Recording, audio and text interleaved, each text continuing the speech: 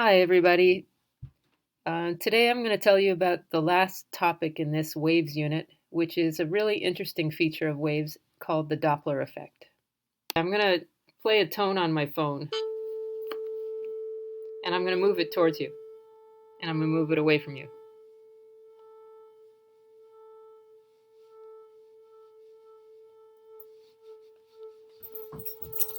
Okay.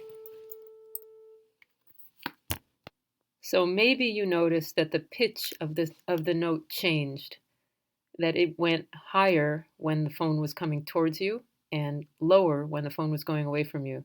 That's the Doppler effect. And you also hear it when a car blowing its horn or a siren on a police car goes past you on the road. You're going to hear it sound like this, like that on the road. And, okay, that's the Doppler effect. And it's an apparent change in frequency or pitch of a wave. For sound, that's pitch, as a result of relative motion between the source and the receiver. So you can see a little animation of it here. The source of the wave is this little dot, and it's putting out waves, but the dot is moving to the right. And so someone on the left sees the crests of the wave more spread out than they started out. I mean, they actually are spread out. And someone on this side where the source is moving toward it, like if the cell phone is moving towards you, you're going to hear those crests closer together, so you're going to hear a higher frequency or a smaller wavelength. Pause the video and answer these three questions. Pause it. Okay, so the answer to the first one is you'd hear a higher pitch. Second one, lower pitch. Then this one, you're going to hear all the sound at once, so you'll hear like a loud boom. It's called the sonic boom. And this one, you'll hear kind of a weird, like garbled sound where the sound is like backwards, actually. So you're hearing the earlier sound later and the later sound earlier. Okay, so I'll play you a little video of a sonic boom.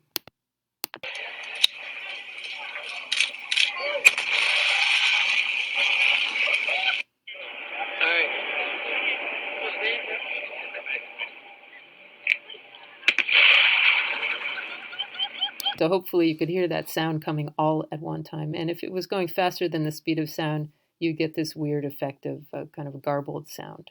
All right, these are the Doppler effect equations for a wave of a particular velocity, which for sound it's 343 meters per second.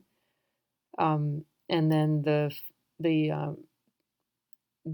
source frequency, the actual frequency, the Doppler shifted frequency, and then the speed of the source itself. So you could rearrange this to calculate the Doppler frequency if that's the thing you don't know, but right now we're going to use it to calculate the speed of the source in this video right here.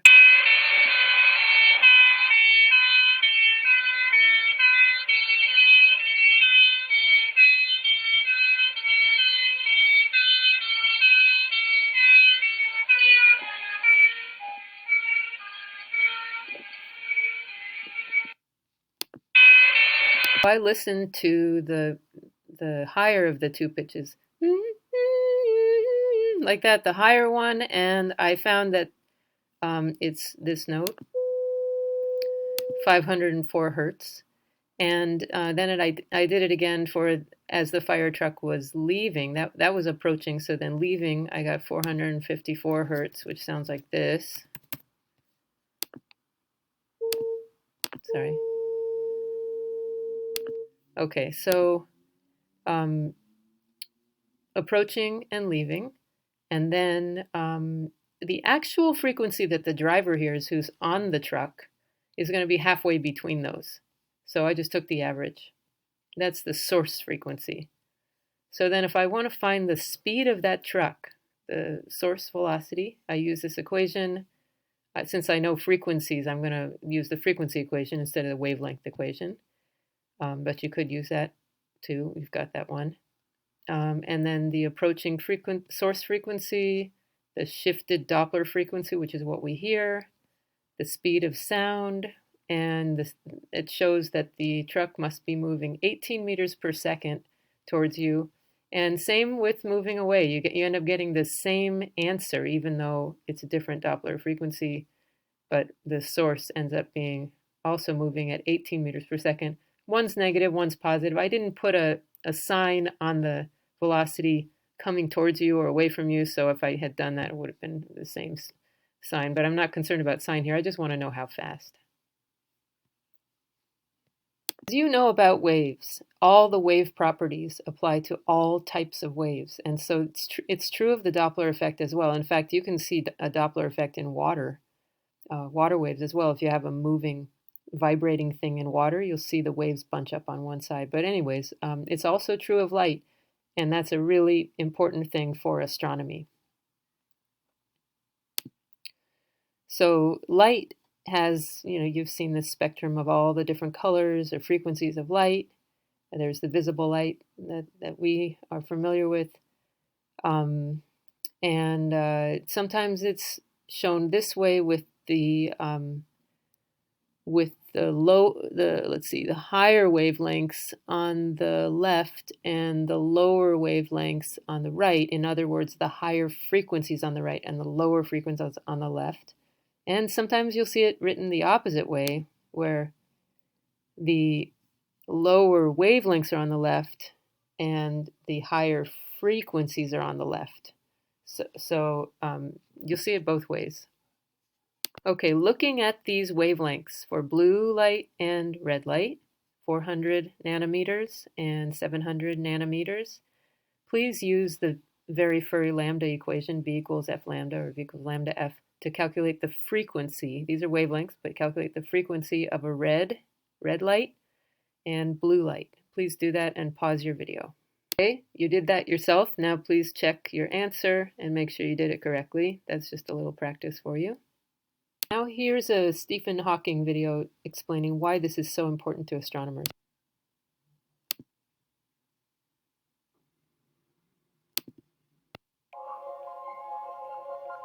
Examine any patch of the night sky, even one as small as the head of a pin, and this is what you'll find. A tiny part of the vast web of galaxies. It's less than a millionth of what we can see of the cosmos from our little planet. But even this tiny sample is enough to find the clue, the key to the past, the present, perhaps the future too. The clue is that seen from Earth, all these distant galaxies are slightly red in color. They appear almost as if we were looking through rose-tinted glasses. It's this very redness that reveals how the universe was born. And to show you why, I need a straight road and a noisy car.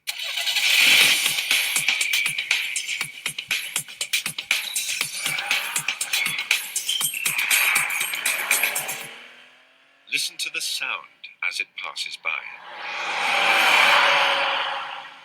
As the car approaches, the pitch of its engine rises. As it goes away, the pitch of its engine falls. This phenomenon is called a Doppler shift, and the exact same thing happens with light. If our eyes were more sensitive to color, we could see that the car is actually very slightly blue as it approaches, and very slightly red as it goes away.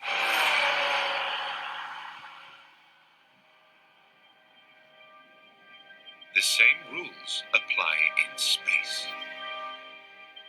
All distant galaxies are slightly red in color. So by the exact same piece of basic physics, they must all be moving away too. In fact, the whole universe is expanding in all directions, getting bigger and bigger, like a balloon inflating. I admit this sounds strange, but to cosmologists, it's like winning the lottery. Because to work out where the universe came from, all we need to do is to stop time and make it run in reverse. Rewind far enough, and everything gets closer together. A lot closer together. All the galaxies, in fact, every single thing, converges to a single point, the start of everything, 13.7 billion years ago.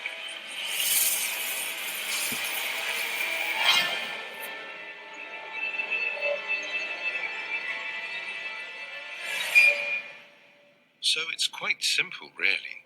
Follow the clues, and we can deduce that a very long time ago, the universe simply burst into existence.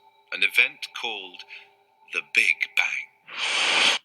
Okay, so light leaving the sun or any star comes from nuclear um, fusion, and most of that light is really high frequency gamma radiation, but it actually bounces around within the sun for millions of years until finally it escapes through the sun's atmosphere. When the light passes through the gas around the sun, the cooler gas, some of that gas, the gas absorbs some particular frequencies of light.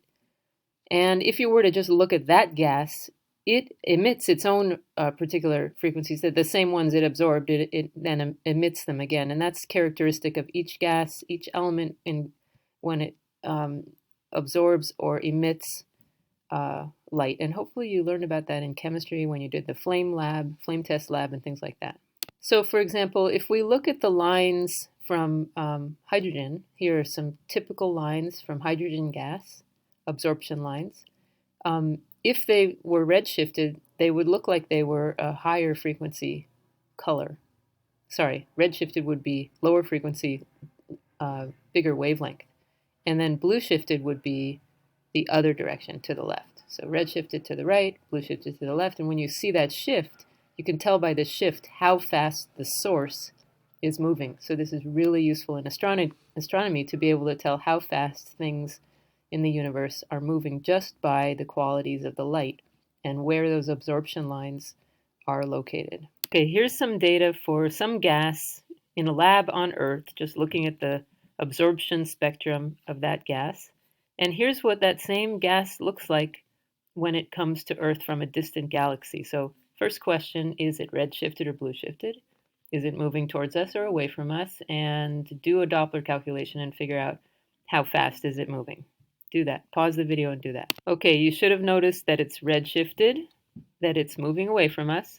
And if you do the Doppler calculation, you should get a speed of 19 times 10 to the 6 meters per second. Just a reminder that nano is 10 to the negative 9. Okay, you're going to do this lab to determine the age of the universe. And let me tell you about it. In this lab, you're going to start out by looking at emission and absorption spectra. And there's some example practice there. And then you're looking at, this is a little challenging, you're going to look at the full spectrum from the sun. And actually that's simplified. And then try to figure out which of these elements are in the sun. So try that. And some of them are easier than others to tell. And then you're going to look at the redshift from galaxies. So the sun is in our galaxy, obviously, but the other galaxies outside all of the stars we can see, which are all in our galaxy, other galaxies are visible through telescopes, and we can see the spectra of their stars and how much it's shifted. And so down here's data from different galaxies. These are the galaxies, the distance to each one, and that's determined actually in a different way. But these are the calcium, two calcium lines, which are really distinctive, and how much they're shifted. So you can estimate the original wavelength lambda and the new wavelength lambda, and you can use the speed of light for the speed of the source and calculate the speed of the galaxy. And one of them's done for you, so you can see how close you get by trying that one first. You'll plot the data, get the slope, and get the inverse of the slope, which is the age of the universe approximately. This is not actually perfectly accurate. In fact, the Doppler effect is not the way to do this, and I'll talk about this in class next time, but it's an approximation.